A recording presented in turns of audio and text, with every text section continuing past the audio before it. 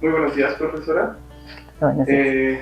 Le reiteramos el agradecimiento por tomarse el tiempo para esta entrevista. Para la gente que tal vez no esté relacionada con nuestra facultad, la doctora aquí presente es la doctora Diana Villaláminas. Nos gustaría comenzar esta entrevista preguntándole qué fue lo que le motivó originalmente a estudiar matemáticas y cómo descubrió que era el campo adecuado para usted. Bueno, a mí siempre me gustaron las matemáticas. Sé que hay casos donde no, que en principio no les gusta y ya después, por alguna circunstancia, se acercan a esa área, pero a mí siempre me gustaron. Desde primaria yo recuerdo que me gustaban mucho y además, no de manera consciente, pero sí trataba de ir más allá. O sea, yo me acuerdo que antes de que me enseñaran la regla de tres, que ahora creo que ya no la enseñan como tal, pero era así como el típico que enseñaran la regla de tres. Antes de que nos enseñaran eso, yo ya había logrado encontrar el camino y me sentí muy bien cuando me lo enseñaron, porque me di cuenta que yo ya lo había descubierto por mi cuenta. Quizás algo muy sencillo, pero eso, digamos, es mi primer recuerdo así como fuerte de algo de matemáticas. Yo vengo de familia de médicos, mis papás los dos médicos y un montón de otros familiares médicos, pero a pesar de eso, por ejemplo, a mi papá le tocó la época del cubo de Rubik y entonces quedó obsesionado por meses. Mamá ya estaba desesperada porque estuvo necio hasta que logró encontrar la solución del cubo de Rubik. Yo estaba chica, entonces yo no lo intenté, pero él me enseñó a resolver el cubo de Rubik, o sea, aprendí a través de resolver el cubo de Rubik. Digamos, eso finalmente es matemáticas. Y mi mamá le gustaban también mucho las matemáticas, pero ella más bien la parte aritmética. Le encantaba hacer sudokus y todos, digamos, sopas de letras, pero de números, ese tipo de cosas. Entonces yo creo que ahí se combinaron las dos y por eso yo salí con como matemática, porque sí, viene un poco de los dos lados. Y lo que sí me marcó fue la secundaria. O sea, mis maestras de secundaria, de segundo y tercero de secundaria, me marcaron por completo porque eran maestras maravillosas. Ofelia Vizcaíno y Doris Cetina. Ellas me enseñaron álgebra, claro que se enseñaba sobre todo en secundaria. O sea, yo me enamoré del álgebra en secundaria y de ella. Y como tuve después también en prepa, seguí con Doris, esta maestra de matemáticas, pero también tuve maestros de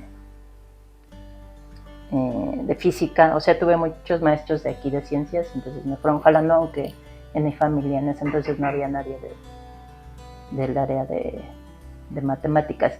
Y aunque me gustaba mucho, pues como en mi familia no había nadie de matemáticas, sí dudé un poco. O sea, sí pensé primero en estudiar ingeniería o química, o sea, algo relacionado con matemáticas, pero me di cuenta que realmente lo que me gustaba era la parte de matemáticas. Y ya cuando iba a salir de la prepa, la doctora Elena de Oteiza fue a mi prepa a dar una plática de orientación vocacional, y cuando habló de las matemáticas, se le veía la luz en la cara, ¿no? Cuando hablaba de matemáticas. Entonces, yo quiero estudiar eso, ¿no? Entonces, por eso acabé aquí en matemáticas y sí, pues nunca me arrepentí, ¿no? O sea, me di cuenta desde que entré aquí que eso era lo que me gustaba. Claro. Y durante esta formación que nos platica, ¿hubo algún momento en que dudó de seguir este camino o qué le ayudó a reafirmarse en esta carrera? No, dudas no. O sea, la verdad es que yo sí iba muy encaminado. O sea, me di cuenta que eso era lo que quería, me gustó mucho y además tenía muy claro, o sea, que quería terminar la licenciatura, que quería hacer un posgrado. Siempre tuve muy claro también, y eso yo creo que me marcaron mucho mis papás, los dos médicos, pero profesores en la UNAM. Entonces yo siempre quise ser profesora. Entonces quería matemáticas, pero quería dar clases y tenía muy claro el camino que tenía que seguir para llegar a eso. Y entonces nunca lo dudé ni interrumpí. O sea, sí me fui de lleno. Entonces, o sea, yo veo pues, que muchas veces no ocurre así, pero en mi caso así fue. Digamos que ya para entrar al doctorado ahí sí lo pensé un poco, o sea, ya dándome cuenta de cómo iba todo, y el doctorado pues es un paso más fuerte, o al menos más largo en cuanto a tiempo. Entonces ahí sí, no lo dudé, pero sí, digamos, reflexioné. O sea, en los otros casos ni siquiera lo pensé. Aquí sí reflexioné un poco qué era lo que quería, pero de cualquier modo, yo lo que quería de hecho era dar clases aquí, que finalmente se logró, y para eso requería al menos un doctorado. Entonces sí, lo hice, y pues tampoco me arrepiento, ¿no? Sí, estoy muy orgullosa de ese doctorado que hice.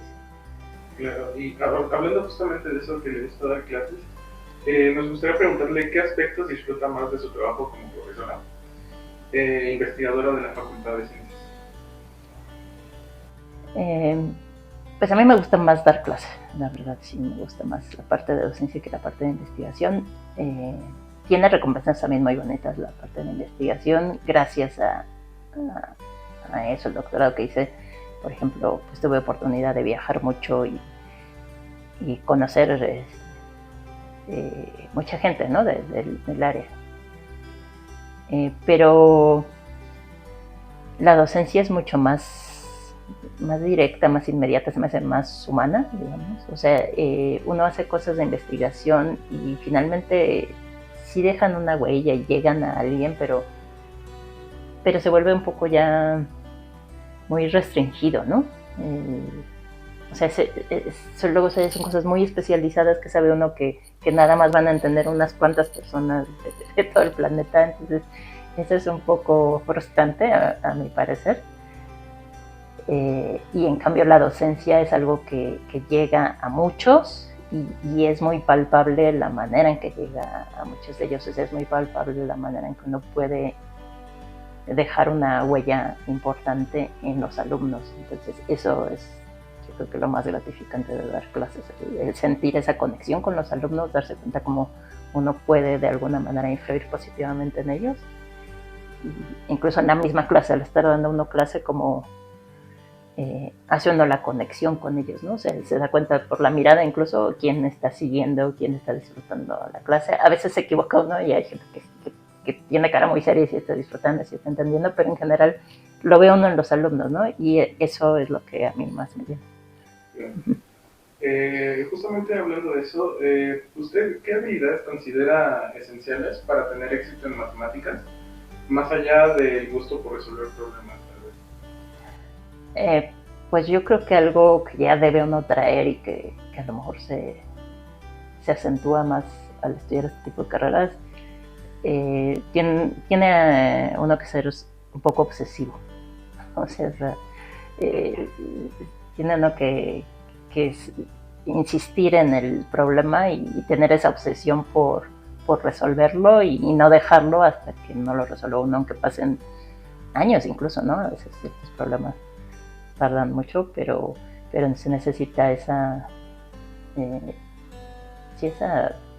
necesidad, digamos, ¿no? de insistir en eso. Yo creo que eso sí es muy importante, porque hay gente que puede ser muy brillante, pero si no tiene eso, pues lo deja, y otras personas a lo mejor no son tan brillantes como se pudiera considerar, pero que con el trabajo arduo y insistir, finalmente hacen cosas mucho más importantes, ¿no? Eso sí es esencial, yo creo. Ahora, usted, desde su experiencia, ¿qué consejo le daría a alguien que siente interés por las matemáticas, pero teme en no ser lo suficientemente bueno? Yo pienso que eso no debería preocuparles, porque eso depende mucho incluso de la seguridad de la persona. Hay personas que son muy buenas pero se consideran malos, o con quien se comparen, no sé, eso es muy subjetivo, me parece. Sí creo yo que debe uno tener ciertas habilidades. No sé, yo siento que es como en todo, ¿no? Que, por ejemplo, para la danza, pues sí puede uno aprender a bailar, todos podrían hacerlo, pero hay quien tiene más aptitudes y hay quien de alguna manera sí está un poco negado para eso, ¿no? Entonces yo creo que uno sí debe reconocer qué tan factible es que logre uno ese objetivo de estudiar algo. pero no se requiere ser un genio, digamos, para estudiar matemáticas. Yo creo que es más el gusto que debe tener uno por las matemáticas. O sea, si realmente a uno le gusta, incluso a mis alumnos de primer semestre les insisto mucho, es muy común que salgan muy mal en los primeros exámenes, y eso no significa que no sean buenos en matemáticas. A veces es que traen además muchos rezagos, entonces más bien yo les digo, o sea, si realmente están a gusto aquí, incluso con el ambiente de ciencias, y les gusta lo que están aprendiendo, tienen que insistir porque al final les va a ir bien, o sea, si insisten. Y al revés, gente que puede ser buena, pero desde el principio se dan cuenta que no es lo que les llena, pues no tiene caso que sigan, ¿no? Claro. Ahora, en su larga trayectoria como profesora y como investigadora, ¿cómo ha cambiado su visión de las matemáticas y del papel del matemático con el paso de los años? Pues, digamos, en cuanto a docencia, yo creo que uno se da cuenta que, o sea, pasa mucho que cuando uno empieza a dar clase, viene uno de un nivel muy alto académicamente y quiere exigir a veces demasiado a los alumnos, y al final a lo mejor son pocos los que van siguiendo, ¿no?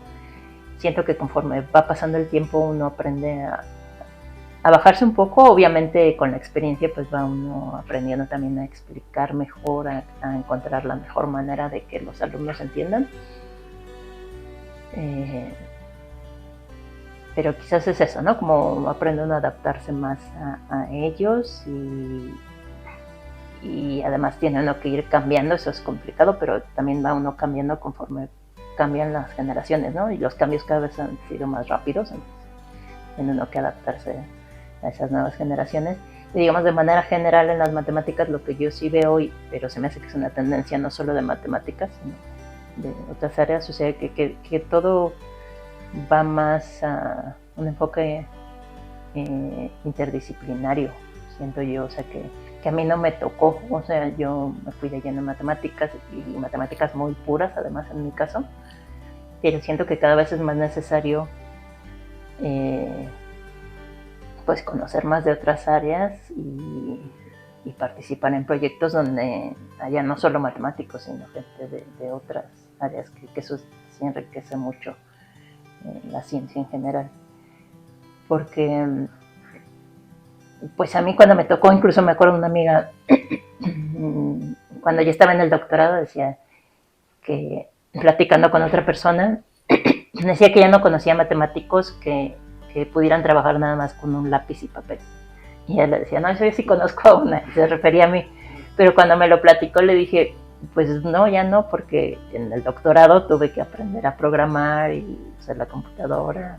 O sea, me tocó, digamos, todavía salvarme un poco de eso, pero llegó un momento en que tuve que hacerlo, y yo siento que hoy es definitivamente necesario, y a mí, ya viéndolo en retrospectiva, o sea, a mí me hubiera gustado que en la misma licenciatura me enseñaran a programar, por ejemplo, tomar clases de probabilidad, o sea, cosas que en su momento no tuve que llevar y no me interesaron porque no tenían que ver con mi área, pero que sí hubiera valido la pena llevar. Creo que ahora es necesario que todos los alumnos sepan un poco de otras áreas, aunque no sea lo que se vayan a enfocar. Correcto. Para terminar esta entrevista, profesora, si pudiera volver atrás y hablar con su yo estudiante, ¿qué consejo le daría sobre la carrera y la vida académica? Pues sobre la carrera, yo me diría a mí misma lo que les digo a mis alumnos después de haber pasado por eso, que yo en su momento me preocupaba demasiado por qué tema me habían dado. O sea, si en algún curso no cubríamos el teorema tal o la definición tal, yo me angustiaba un poco, ¿no? De que no habíamos visto esa parte, y me angustiaba también de que me lo enseñaban, pero a lo mejor al siguiente semestre ya no me acordaba, ¿no? Ya no me acordaba del enunciado o no me acordaba de cómo se probaba, y eso sí me preocupaba. Y ahora yo les digo, eso no les debe preocupar, eso es normal. Y ya me di cuenta mucho después que no era tanto lo que me enseñaran, sino la forma en que me lo enseñaban y sobre todo en matemáticas, eso es básico, el proceso mental que uno sigue para desarrollar eso. O sea, si uno ya pasó por ese proceso mental, algo cambia en la mente, no sé explicarlo, algún especialista lo sabrá, pero algo cambia en las conexiones mentales que va uno formándose de cierta manera. Y entonces cuando se topa uno con ese mismo problema o con problemas nuevos, esas conexiones que logró uno crear al seguir esos razonamientos nos permiten entenderlo muy fácil. O sea, podemos aprender ya muchas cosas de manera mucho más sencilla que antes. Y yo me di cuenta de eso cuando tuve que presentar un examen de ingreso al posgrado. Que libros que me costaban trabajo y pasaba horas, el libro de cálculo de Spivak, pasaba horas en una sola página, ya era capaz de leerlo así de corrido, ¿no? Por todas esas conexiones mentales. Entonces eso es lo que yo les digo, o sea, no preocúpense por seguir esos argumentos, sobre todo ahorita en las nuevas generaciones, de no llevarse por toda la información que tienen en la red, porque tienen todo muy digerido, es muy fácil que saquen las respuestas. Pues sí, las van a sacar, van a salir bien, pero su mente no va a realizar ese proceso y va a llegar un momento en que se van a estancar y no van a poder avanzar de ahí, ¿no? O sea, lo importante no es tener ese resultado, sino haberlo asimilado en algún momento. Eso sería. Perfecto, profesora. Muchísimas gracias. No, ¿de qué? Por conocer esta entrevista. No, gracias a ustedes.